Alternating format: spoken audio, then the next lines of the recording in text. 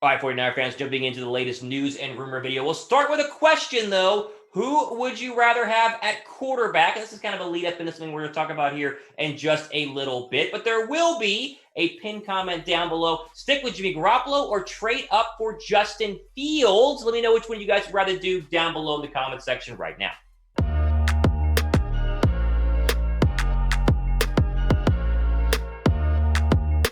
All right, so we're on our latest 49ers news and rumors. We're going to go ahead and jump into everything that is possibly happening in the world of San Francisco on today's date, which of course is February 25th, a Thursday, as we plan to go ahead and discuss and jump into. And all of our subscribers, of course, are going to be watching and hopefully enjoying the content today. Start with some good stuff here. How about this? John Lynch backing Jimmy Garoppolo. We've seen this before, and it's happened yet again. So John Lynch was on the I Test for Two podcast.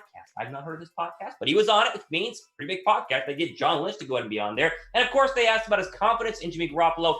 And guess what? He backed him again. I mean, this is like the third time now John Lynch has said, this is our guy. And we'll read you guys the comments here, or the quote in just 1 second. And also Ian Rappaport, who is like the NFL Network's version of Adam Schefter, he has doubled down on Jimmy Garoppolo's return as well as, of course, QB1. Okay, so here was John Lynch on the I Test for Two podcast. So they asked him first, quote, if he is injury-free, is there any doubt in your mind that Jimmy Garoppolo is your quarterback when you line up in September? And then the reply, quote, from John Lynch, no, not at all. I really believe that.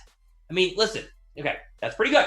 That right there is not a bad, excuse me, overall, I think indictment on Jimmy Garoppolo staying as quarterback in 2021. Ian Rappaport read this quote, as we just did, and he sent out this tweet earlier today saying, quote, now that the 49ers expect quarterback Jimmy Garoppolo to return after GM John Lynch's strongest comments yet, which make sense. Listen, yeah, okay, they do make sense. However, just because John Lynch goes on a podcast does not necessarily mean that he is going to go ahead and, you know, I guess tell the truth, right? Like, does John Lynch have to tell the truth? Is he telling the truth? So you're telling me that just because John Lynch went on a podcast, which I've never heard of, maybe you have, I don't know how popular the podcast is, you're telling me that he said, yeah, Garoppolo's going to be our guy, that's 100% truthful. He's not, you know, maybe playing a little cloak and dagger here, maybe a little smoking gun. I'm not saying he's lying. I'm just saying just because he said it does not necessarily mean it's true. Now, this is the best overall, I would say, this is the best overall,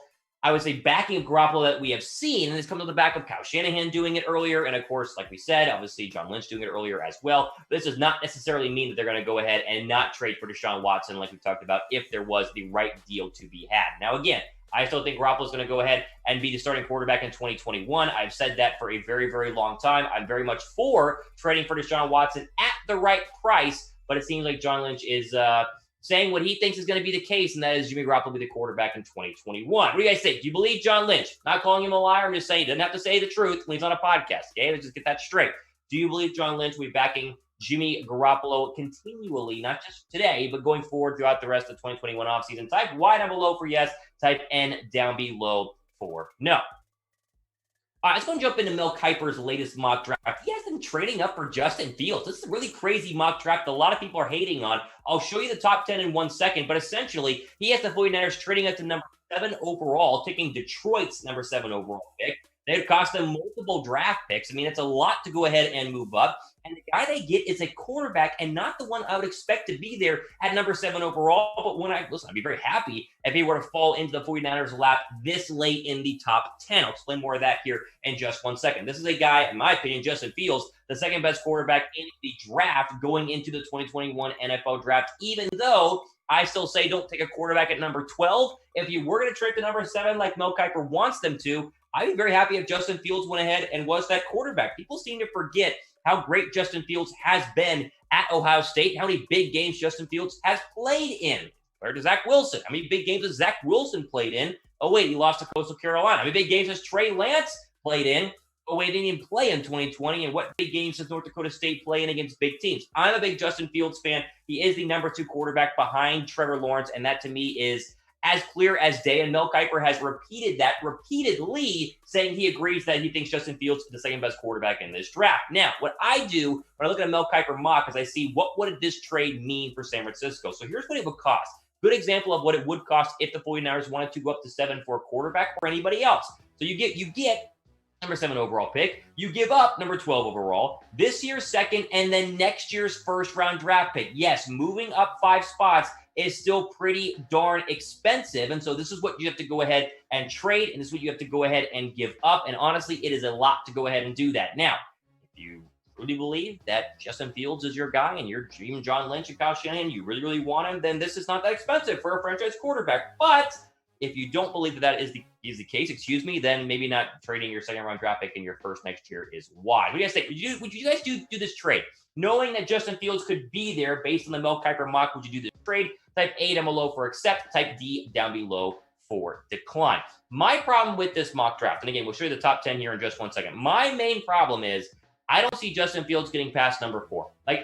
Again, he is the second best quarterback in this draft. There's a lot of smoke going on that, oh no, it's Zach Wilson, or oh no, it's Trey Lance. Mac Jones in the top 10. Stop. Justin Fields is clearly the second best quarterback in this draft. Most everybody I talk to believes that and truly believes he will not fall past Atlanta at number 4. So even though he's mocked to go number 7 overall and have the Niners trade up for the Mel Kiper mock draft, I don't see it being a reality just because I don't see a scenario where he's even past 6. Just because teams are going to want to come up to go ahead and get his services. He is an absolute great thrower of the football. He runs around like you would want a quarterback to do in 2021. He makes good decisions, and he has the right size as well. He looks small in the football field, but 6'3", 223 is a great size for a starting quarterback in the NFL. Just to go ahead and put the icing on the cake, we'll show you Mel Kiper's top 10 right now. Here's how he had it. Lawrence goes 1. He has the Falcons going up to 4 and taking Zach Wilson, which is weird. Devontae Smith going 3. That makes sense. Kyle Pitts, the Jets come back and take him at number 4. Penei Sewell, everyone keeps mocking Penei Sewell to the Bengals, which makes a lot of sense. Jamar Chase, the LSU wide receiver, goes to Philly. They desperately need him. Justin Fields there at number 7. Obviously, Mac Jones at 8. You have the Pats coming from 15 to 9 to get Trey Lance. And Patrick Surtain, like you said, one of Tom Spott's favorites, going to Dallas there at number 10. How about that? Interesting, right? It's an interesting overall mock draft. I don't think this is what's going to happen, but we bring it to you here on the 49ers Report. Let me ask you guys this. Who would you rather have as your starting quarterback in 2021? We already mentioned that John Lynch thinks it's going to go ahead and beat Jimmy Garoppolo, but what if they were to trade up for Justin Fields? Would you want would you want Jimmy Garoppolo to be your quarterback, or would you rather them trade up for Fields? Type G down below for Jimmy G. Type F down below for Justin Fields. And of course, if any of this stuff happens, if they do trade up or you just want nonstop draft coverage, make sure you guys are subscribed as we have updates all year long. We have an absolute ton, let me say this again, ton of subscriptions coming up here all year long, or updates to subscribers all year long as we do live Q&As. We do news and rumors, and then we always get into mailbag videos as well. So go ahead and make sure you guys subscribe to the 49ers Report by hitting the big red subscribe button down below. Okay, a couple of quick news here in terms of stuff you've probably seen over the past couple of days. Want to update you guys here. Nick Bosa's injury update seems pretty good. So Josina Anderson, the former ESPN reporter this past week, was on the phone with him. And not only did Bosa say that he's going to be better than he was in 2020 pre-injury than he will be in 2021, he feels very healthy and ready to go for the start of training camp and really the start of the 2021 season. We know week 2, the ACL injury and that terrible turf up at MetLife Stadium against the New York Jets was a massive blow to the 49ers. But I feel really, really good about not only what Josina Anderson said, but what it means for Nick Bosa going forward. Before I show you what Josina Anderson has to say about our Nick Bosa, how about the new St. Patty's Day gear that they're dropping right now at chatsports.com/49gear? It's all 25% off, or at least a lot of it is 25% off to get you ready for St. Patrick's Day, which is coming up here in, less than a month, and sometime in March. Put your green on and rep our 49ers right there, chatsports.com/49green. That long sleeve shirt, for all you guys still in cold weather, that looks pretty darn good. They also got the ladies gear as well. Tons of different options. Again, the link is going to be down below in the description box. The socks, let me tell you, the socks are hot. You like the socks? I think the socks look pretty good overall. And if it's like snowing where you live, then maybe you go ahead and pick up the hoodie you see on your screen right now. Again, all of it, if not, or at least most of it, I should say, it's on sale for 25% off. chatsports.com/49gear. Okay, let's go to the Josina Anderson tweet from a couple of days ago. Quote, I spoke with 49ers defensive lineman Nick Bosa, ACL, on the phone real quick for his workout in Fort Lauderdale, Florida today. Bosa says right now he still wants to lay low while he continues to rehab, but told me, you'll see me progress on the field next year. Tell them I'm gonna be better.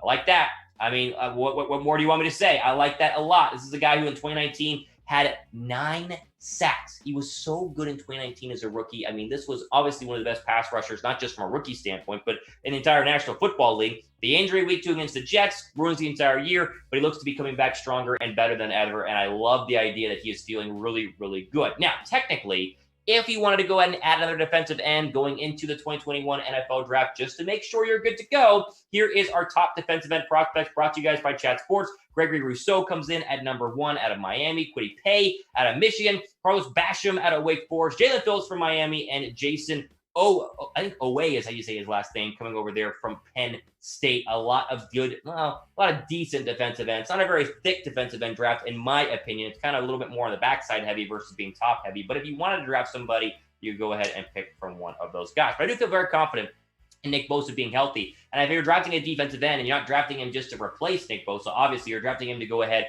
and be a starter opposite of Nick Bosa because you don't know if D Ford's ever going to be healthy. Maybe they cut him. Who knows?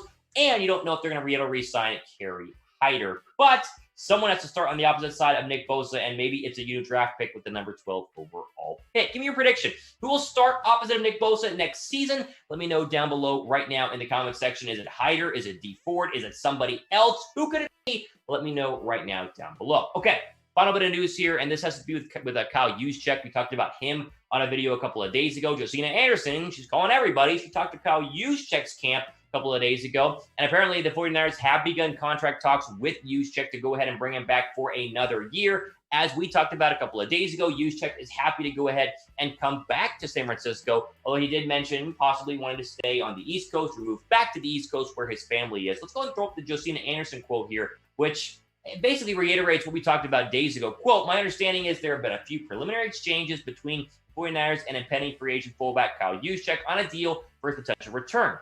As of Monday, the weight continued to ascend how KJ fits in the team's budget relative to the 2021 cap minimum of $180 million.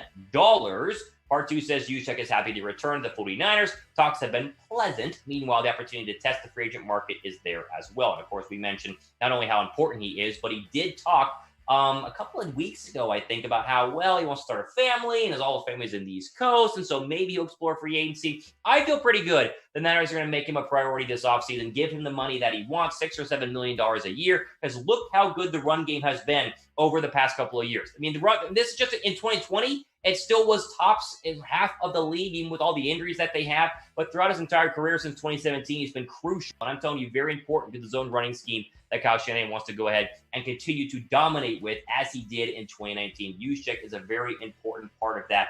And so I feel like they have to make a real shot at re-signing him. And I think that they 100% will go ahead and try and probably give him $6 to $7 million overall.